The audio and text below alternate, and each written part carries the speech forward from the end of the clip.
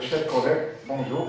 Tout d'abord, je dois remercier Madame la docteure Amel Dafri et également mon ami et collègue Hamichi de m'avoir invité à assister à cette journée. Ils m'ont permis également de retourner chez moi, à Constantine. Merci. Je me considère comme le roi. Merci à vous de m'avoir donné cette occasion. Et par la présente, je vais essayer de faire une synthèse d'un ensemble de travaux réalisés soit au niveau de mon ancien labo, de mon nouveau laboratoire et également avec mes doctorats. J'ai intitulé ce travail selon la thématique des journées. Je vais parler un petit peu, non pas des substances bioactives, mais des biomolécules et leur probable usage dans l'alimentation des animaux, plus particulièrement des ruminants. Et je vais aborder également quelques approches biotechnologiques dans ce sens.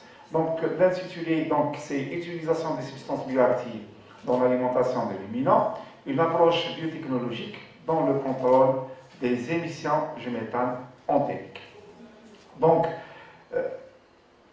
Je vais commencer par l'intérêt de ces travaux. C'est-à-dire que maintenant, tout le monde parle des gaz à effet de serre, de l'effet de serre et tout ça.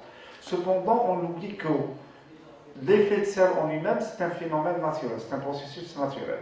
Il a été mis par le bon Dieu pour nous protéger, nous humains qui vivent sur Terre.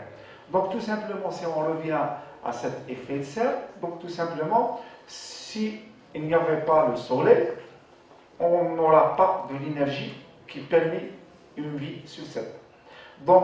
Il y a le soleil, il y a notre chère terre, et entre le soleil, il y a un espace et également une atmosphère. Cette atmosphère, elle contient certains gaz qu'on appelle les gaz à effet de serre. C'est la composition chimique, CO2, peroxyde d'azote, il y a de l'eau, il y a du méthane. C'est des gaz qui existent dans l'atmosphère. Tout simplement, si je veux définir cet effet de serre, tout simplement, c'est un phénomène naturel, indispensable à la vie sur la Terre. Et chimiquement, c'est un processus qui permet la transmission des énergies solaires, du soleil vers la Terre. Son mécanisme, il est très simple. Le soleil va émettre des rayons, des photons. Ces photons vont traverser l'espace, puis ils vont trouver l'atmosphère et ils vont arriver au sol. Je dirais au sol et également aux océans, sur le globe terrestre. 70% de ces rayons sont absorbés par le globe terrestre. Et le reste, il est réfléchi dans l'atmosphère.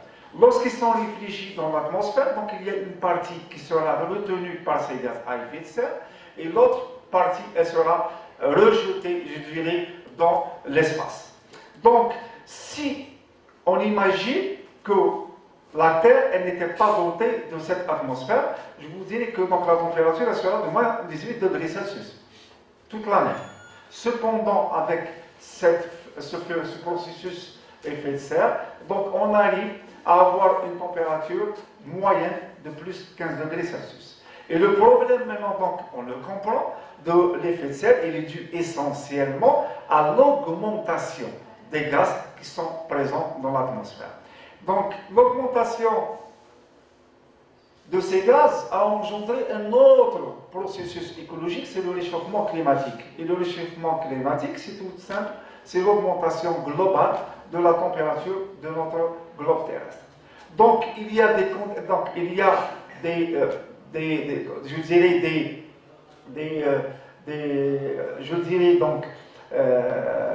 des phénomènes naturels qui font ça, et il y a également l'influence des activités humaines. Tout simplement, comme vous le savez, à partir du XVIIIe siècle, l'homme a voulu tout simplement améliorer ses conditions de vie et on est passé à l'industrialisation et également on devait avec l'augmentation démographique, comment dirais-je, de fournir beaucoup d'aliments. Donc, on a eu un développement sur le plan industriel et également de l'agriculture, et cela a engendré une accumulation très importante de ces gaz à effet de serre. Donc, ce réchauffement climatique, donc, on en parle chaque soir dans les journaux télévisés. Par exemple, la montée des eaux, donc la sécheresse, donc l'Europe devient le Sahara. Donc il y a des phénomènes dus à ce réchauffement climatique. Tout simplement, les plus importants dans les décennies prochaines, c'est la montée des eaux et surtout, ça serait la sécheresse. Par exemple, déjà, on voit les conséquences. Par exemple, hier, j'ai entendu une information, c'est-à-dire qu'on avait 3 mois d'été, donc avec une moyenne de température à 38 degrés Celsius. Donc, ce réchauffement climatique, donc, a incité un petit peu les politiques à prendre en charge ou en considération ce phénomène, et on a commencé à parler des taxes, je dirais, d'émissions à gaz à effet de serre. Et comme notre pays également est fait partie de la Convention Kyoto, donc on s'est dit, non, on s'intéresse un petit peu à ce domaine que hier a nommé M. Trétondi, donc la biotechnologie verte. Donc si je reviens aux gaz à effet de serre, donc les gaz à effet de serre, c'est des gaz présents naturellement dans l'atmosphère. Cependant, ces gaz, donc, ils sont également émis par certains secteurs. Par exemple, je citerai par exemple le CO2. Le CO2, donc tout simplement, c'est bien de planter des arbres, mais également on a la production de CO2. Il faut y penser. Donc les collègues dans l'environnement, il faut penser à ça. Et donc tout simplement, il faut penser à enregistrer le CO2 produit par nos arbres. Également, il y a le méthane. Le méthane, donc tout simplement, il y a différentes sources. Et comme il l'a mentionné ce matin également M. Bazet, donc lorsqu'on fait l'incinération de nos déchets au niveau des CET, là aussi on produit également le CH4. Il y a d'autres gaz qui sont également générés par l'industrie, et je parlerai du F6 et des hydrofluorocarbures. Donc, tout simplement, si on revient à ces gaz à effet de serre, moi je dirais que à la fin, tout simplement, c'est nous qui sommes en train de gérer la dégradation de cette atmosphère. Et pour cela, donc, c'est à nous, humains, de prendre en considération donc l'établissement de cet équilibre qui a été fait par le mondial. C'est-à-dire que c'est donc on l'inculque, on le mentionne et on le donne comme information à nos jeunes. Donc au primaire, on dit qu'effectivement, il y a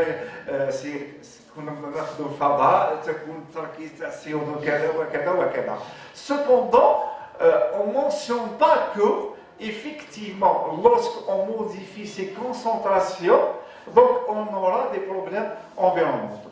Nous, on s'intéresse beaucoup plus au méthane. Et pourquoi on s'intéresse au méthane?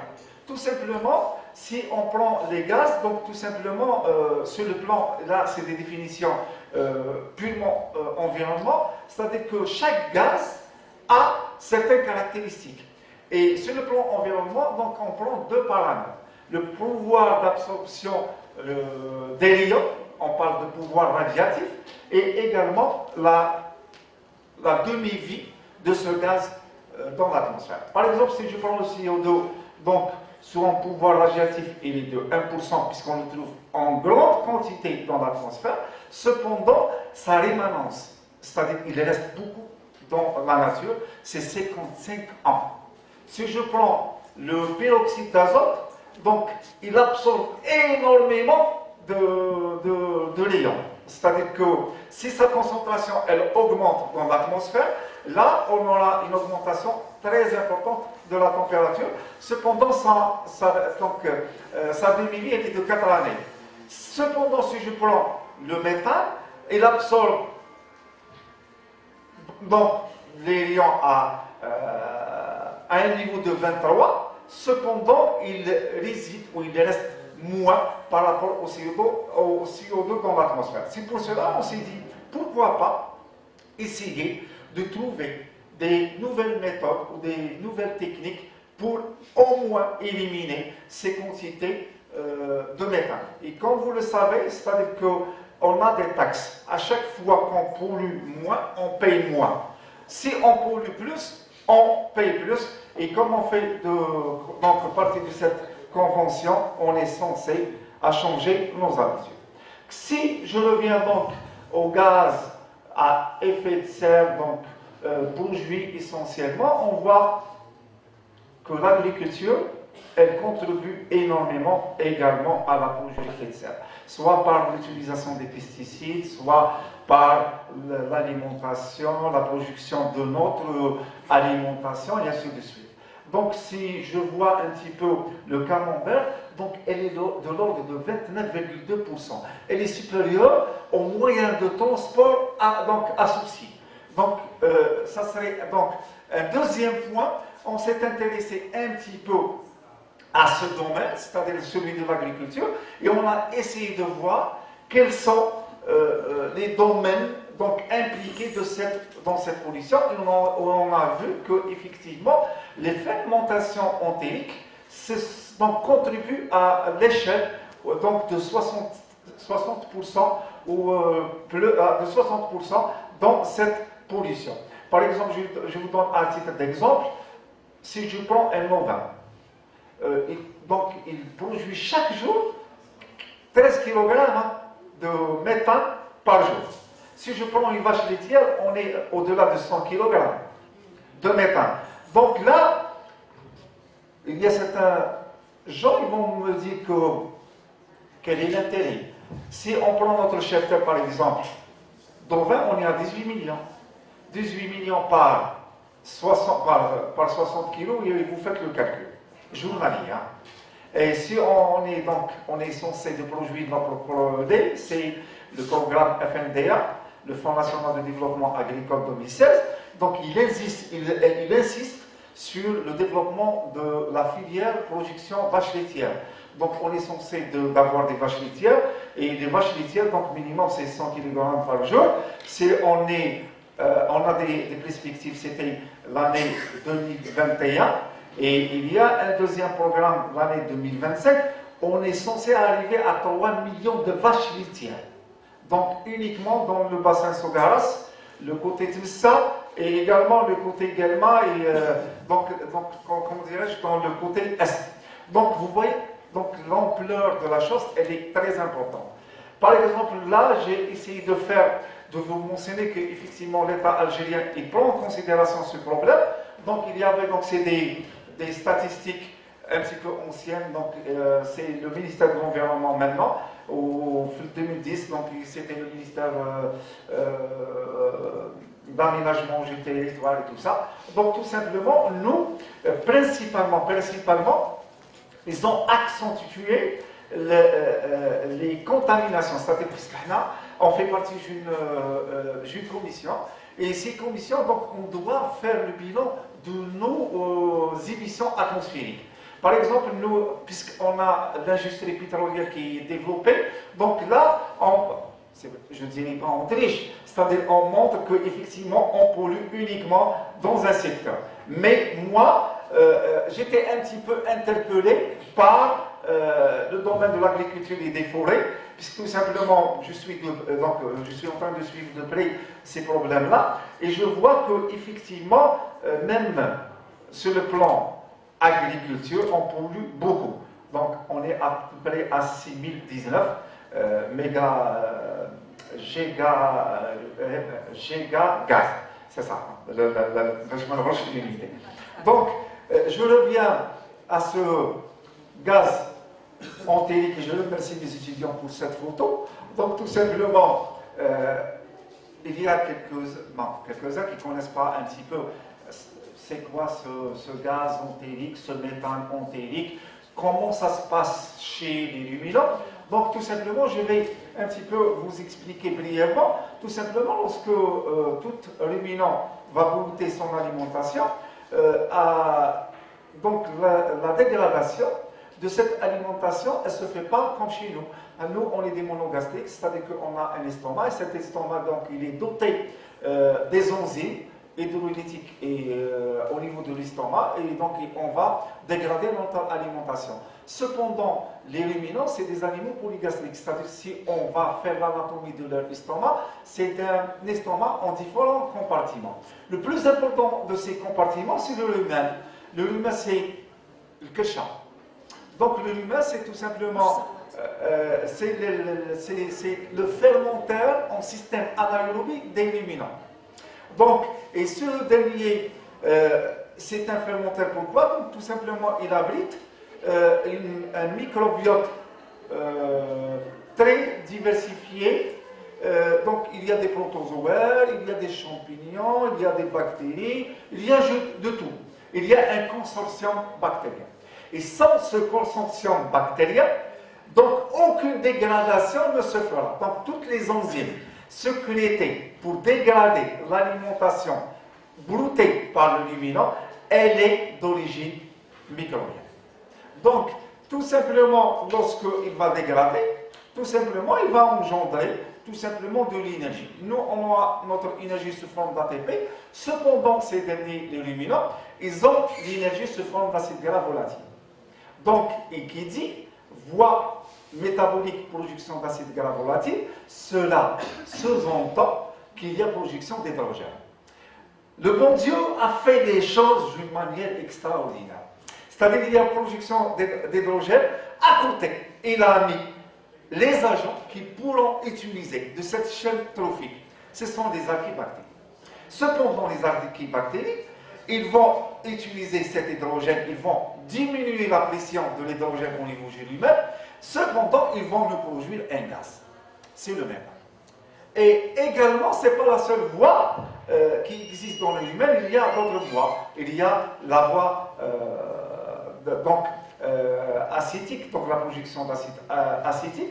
Donc, il y a d'autres voies. Mais la voie primordiale, la plus rapide pour l'élimination de cette pression d'hydrogène, c'est la projection de méthane. Pour nous, les zootechniciens, donc le méthane, pour celui qui fait de l'environnement, c'est un polluant. Cependant, pour le zootechnicien, c'est une perte énergétique. Donc nous, les biochimistes, on dit qu'une molécule produit tant d'ATP. S'il y a des pertes, on va soustraire cette énergie de cet ATP. Pour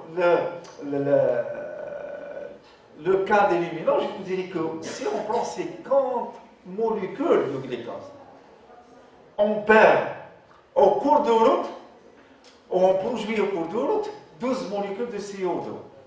À peu près, on évalue sur le plan énergétique notre perte en tant qu'énergie, donc produite sous forme de méthane, entre 8 à 12%. Donc, lequel elle a par exemple, حبيت ندير un engraissement تاع لوفا في وقت العيد، دونك نبدلو ياكل شويه مايس ونزيد شويه صوجا وشويه ترف، donc je vais perdre de 100 grammes de viande, 12 grammes راحوا. Et vous voyez les pertes. Donc là, donc ça serait plus un seul intérêt, les lois de pollution, et également économique, vu qu'on est censé, d'ici 2050, à produire nos propres protéines. Puisque tout simplement, avec la crise de l'Ukraine, donc tout simplement, on n'arrive même pas à avoir notre propre farine. Donc d'ici l'an 2050, il y a des voies biotechnologiques, je cite entre parenthèses, c'est-à-dire eux maintenant ils pensent à 2050 en produisant des protéines alimentaires via des voies biotechnologiques. Nous, on essaye au moins de valoriser ce qu'on a comme chacun. Donc, pour les voies possibles de réduire cette production de méthane, il y a différentes voies. C'est-à-dire qu'on se base toujours sur notre voie des voies métaboliques et on essaie d'utiliser la biotechnologie dans ce sens.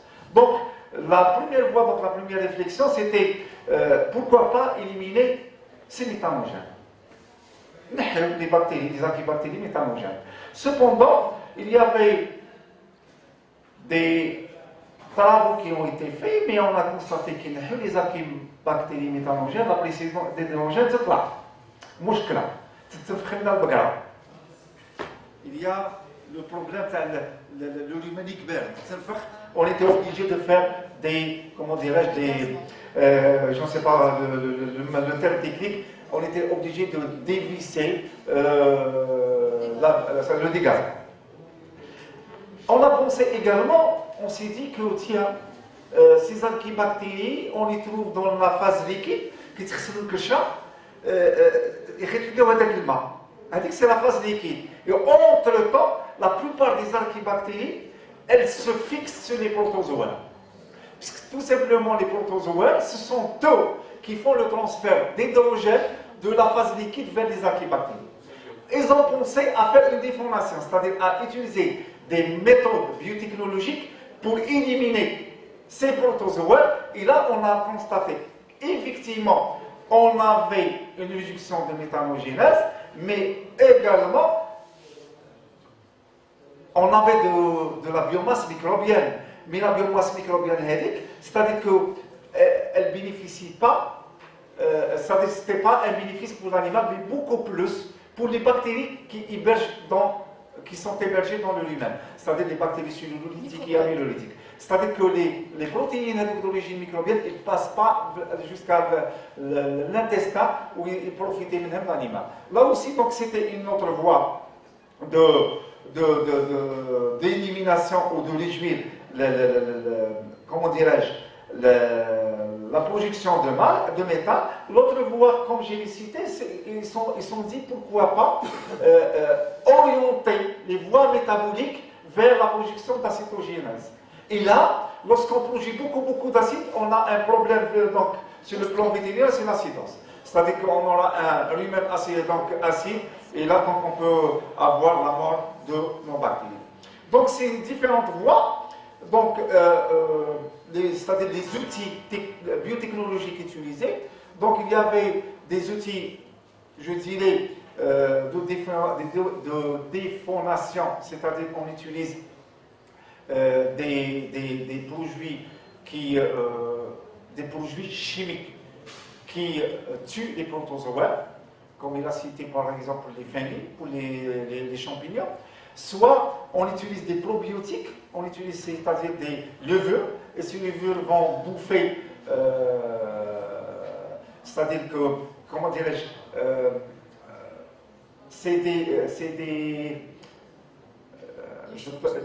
pas une sauce, comment dirais-je, c'est des starters, c'est des primers, هما اللي يجيو الاولانيين ياكلوا ما يخليوش.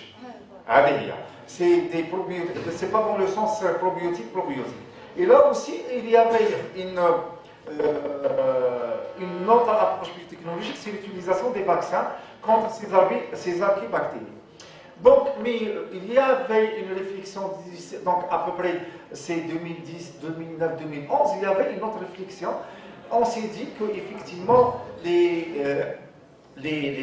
vaches, les ovins, les caprins, ils mangent du vert, quoi. Lorsqu'on les laisse brouter, ils vont trouver des plantes médicinales, ils vont trouver autres plantes.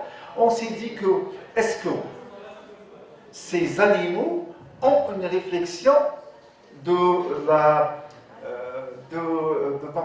variété de l'alimentation qui existe dans un champ. Et là, il y avait un travail qui a été lancé par Fonti et Olf, je pense 2014-2015, et ils nous ont surpris. C'est-à-dire qu'ils ont cultivé un champ dans lequel ils ont semé différentes plantes, parmi eux les plantes médicinales.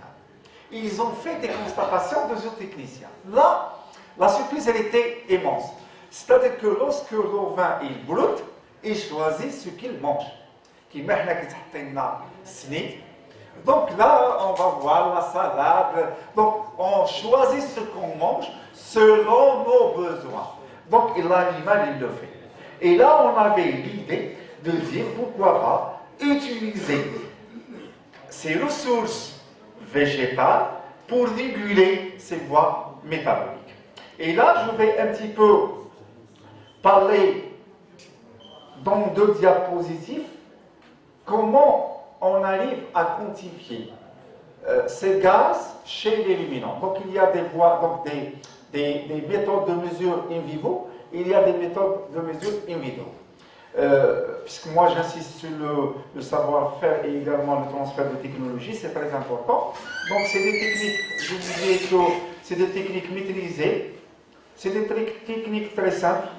Donc la chambre de respiration, c'est une chambre, on met notre animal, on lui donne l'alimentation et on mesure par des sondes les émissions des gaz. Il y a une deuxième méthode, c'est la méthode in situ ou in saco, comme d'autres l'appellent. C'est-à-dire qu'on prend une capsule dans laquelle il y a un gaz et on la plonge dans le lumen. À chaque fois qu'il y a projection de méthane, le méthane entre dans la capsule et par différence, on mesure la quantité de notre méthane produit instantanément. Le moment est. Et il y a des méthodes qu'on maîtrise nous à l'échelle de l'Université de Constantine, j'espère qu'ils n'ont pas perdu la main. Donc tout simplement, il y a une méthode que nous avons mise au laboratoire de génie microbiologique et application. Autrefois, j'espère qu'elle n'est pas... Donc le savoir-faire n'est pas malâche. Donc tout simplement, c'est une technique très simple, c'est la technique des seringues. C'est une technique qui a été mise dans les années 80 par M. Menke.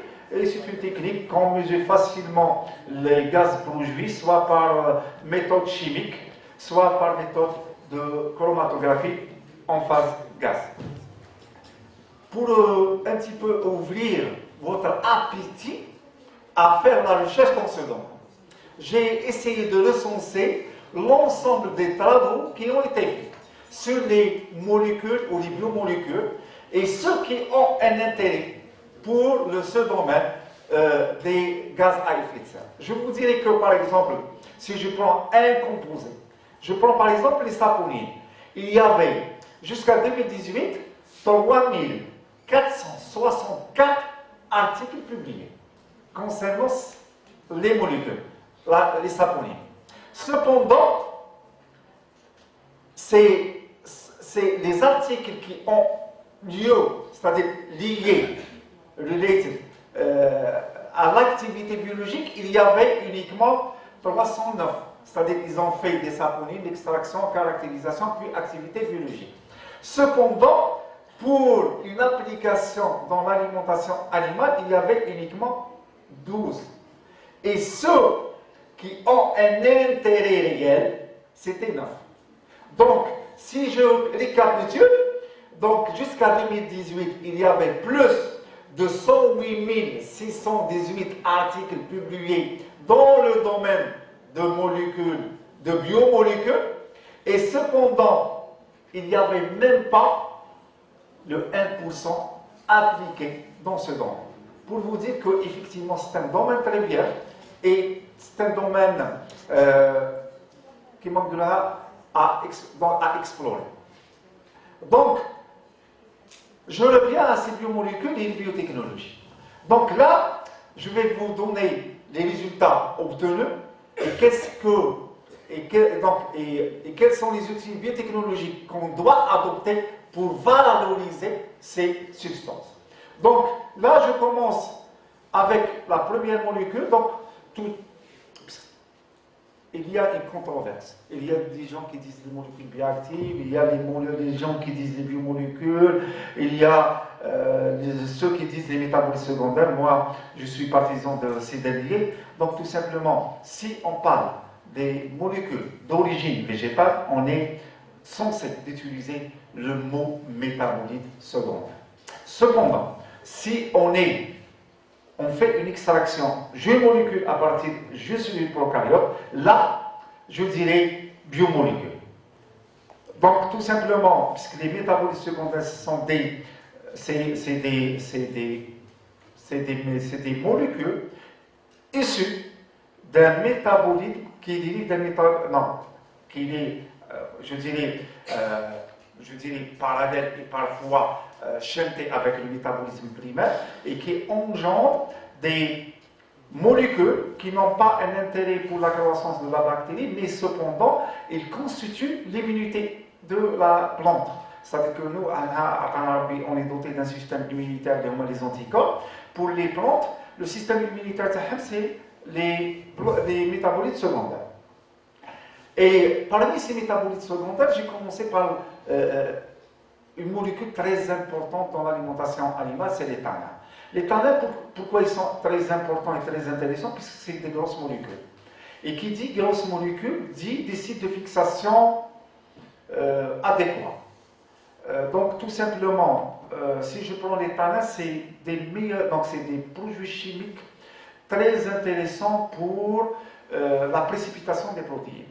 Qui dit protéines, moi je dis que si on prend une ration riche en protéines chez les ruminants, cette ration elle est à 1% ou 2% valorisée. Pourquoi? Parce que toute l'azote contenu dans cette ration il sera utilisé par le microbiote ruminal. Et 1 à 2% qui passe uniquement au niveau de l'intestin. Donc l'idée, ça serait intéressant d'utiliser ces tanins pour un enrobage moléculaire. C'est-à-dire je prends ma protéine, je l'enrobe, je la donne au ruminant, il la mange, cette protéine elle passe au rumen, elle n'est pas dégradée puisque les enzymes protéolytiques ne peuvent pas se fixer, donc elle va passer dans les autres compartiments jusqu'au intestin, là où on trouvera d'autres protéases qui vont la dégrader. Donc c'est pour cela il y avait des études qui ont été faites et également dans notre laboratoire. Donc nous on a essayé donc de faire une sélection de ces plantes qui ont une capacité tarifaire, si je peux dire ça. Et pour cela donc on a adopté, je pense dans les années 2010, une méthodologie qui était très simple. C'est-à-dire comment voir, comment sélectionner ces plantes. Tout simplement, on prenait ces plantes et on mettait avec donc, le système de fermentation un chélateur de ces tanins. Donc tout simplement, c'est le polyéthylène glycol. Donc on pourra utiliser d'autres molécules chélateurs des tanins. Le polyvinylpyridine, il y a pas mal de molécules, mais on a travaillé avec différents types de polyéthylène glycol à différents points moléculaires et on a trouvé celui qui donne les meilleurs résultats, c'est le polyéthylène glycol 4000 ou 6000. Et là, donc, on a constaté effectivement que ce polyéthylène glycol nous permettait de sélectionner certains plantes. Là, je vous montre donc un autre diapositive, ce n'est pas des résultats, c'est des conclusions. Donc tout simplement, moi je veux donner ces tanins donc, qui vont enrober mes protéines, mais à condition que ces tanins n'influencent pas l'appétence ou l'appétibilité de ma ration. Je vais donner autre chose aux ruminants au cours de la journée. Et pour cela, donc il fallait voir est-ce que ces tanins influencent les autres paramètres fermentaires. Et là, on conclut effectivement que ces tanins ont un effet bénéfique sur les protéines, mais également ils peuvent interférer donc, avec certaines enzymes microbiennes juliennes. Et plus particulièrement les enzymes, les cellulases, des bactéries cellulolytiques. Là, je représente également un autre travail. On s'est dit que est-ce qu'on pourra aller vers la purification? Peut-être ça serait plus intéressant. Et là, je m'adresse donc aux doctorants. Donc, lorsqu'on entame un travail de recherche et également un travail de valorisation, il faut en amont se poser toutes les questions possibles. Et aller chercher en bibliographie, est-ce qu'on a une réponse sur cela? Et pour cela, donc, on a vu qu'effectivement, lorsqu'on utilisait des tanins purifiés, donc c'est un travail qui a été fait par Young et Hall, donc là, on a constaté effectivement que ce travail confirmait d'autres travaux faits pendant les années 2010, donc de Patra et Hall. Et là, il confirme effectivement avec la biologie moléculaire qu'effectivement, cétana pouvait influencer la flore cellulolytique, qui sont fibrobactères, les Minococcus et la liste. Donc, en conclusion, j'ai dit que cétana ont des effets positifs sur la réduction de l'ammoniac et du méthane luminal, certes, mais cependant, lorsqu'on veut valoriser, on est obligé de prendre en considération donc, leur effet néfaste sur les bactéries cellulolytiques. Donc pour les saponines, là aussi c'est un autre métabolite secondaire, et les différents un petit peu des tanins, donc c'est des glycosides, donc c'est des aglycans, c'est des je vous dirais, comment expliquer cela, donc c'est des molécules dérivées du métabolisme secondaire sur lesquelles on va greffer des sucres. L'importance, c'est qu'il y a un caractère très important. J'ai un clic et je vais mais quand j'ai un savon, utilisez les plantes. Et c'est des savons. Donc tout simplement, nous on s'est dit que pourquoi pas utiliser les saponines dans le processus de déformation des archibactéries des protozoaires. C'est-à-dire que nous avons un artefact entre les archibactéries et les protozoaires. Donc, et là aussi, j'ai essayé de résumer l'ensemble des travaux qui ont été faits sur les saponines. Et en conclusion, je vous dirais qu'effectivement, ces saponines avaient un effet très positif dans la déformation des protozoaires. Donc les gens, par exemple, disent par exemple le traitement mécanique et chimique des fongies, donc essayez d'utiliser des saponines. Donc il y avait des résultats que, puisque Madame la Présidente elle nous dit que j'ai dépassé le temps, donc et là aussi on dit qu'effectivement ces métabolites permettaient de réduire le méthane, et également moi j'insiste surtout, est-ce que